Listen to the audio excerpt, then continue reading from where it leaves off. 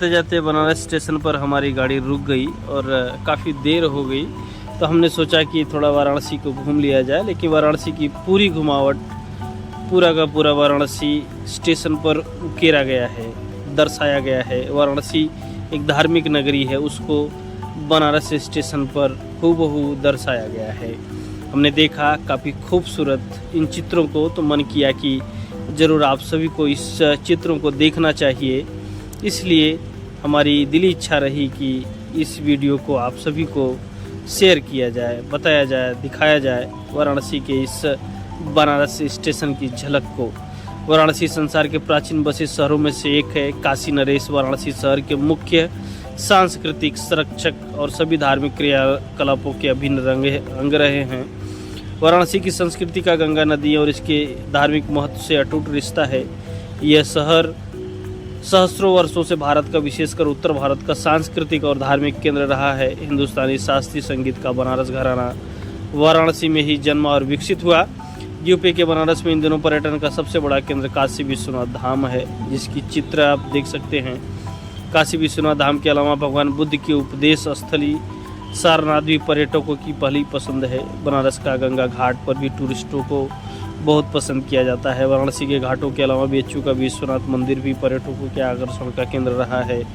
वाराणसी में 4 बड़े विश्वविद्यालय स्थित हैं: बनारस हिंदू विश्वविद्यालय, Mahatma Gandhi Kashi Vidyapith, central institute of higher Tibetan studies और संपूर्णानंद संस्कृत विश्वविद्यालय। यहाँ के निवासी मुख्यतः काशी का भोजपुरी बोलते हैं और हिंदी की ही एक बोली है। वाराणसी को प्राय मंदिरों का शहर, भारत की धार्मिक राजधानी, भगवान शिव की नगरी, दीपों का शहर, ज्ञान नगरी और विशेषणों से संबोधित किया जाता है।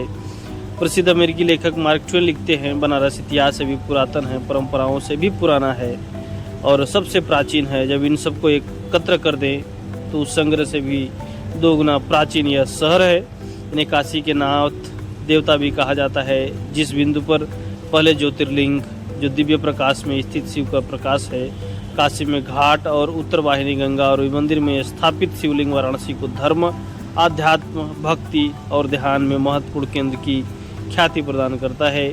वाराणसी, जिसे काशी और बनारस भी कहा जाता है, भारत के उत्तर प्रदेश राज्य में गंगा नदी के तट पर स्थित एक प्राचीन नगर है। हिंदू धर्म में यह अत्यंत महत्वपूर्ण तीर्थ स्थल है और बौद्ध और जैन धर्मों की भी एक पवित्र स्थली है और तीर्थ रहा है।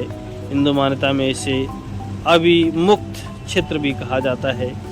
सबसे बड़ी बात तो यह है कि काशी का, वाराणसी का, बनारस का महाभारत काल से भी संबंध रहा है।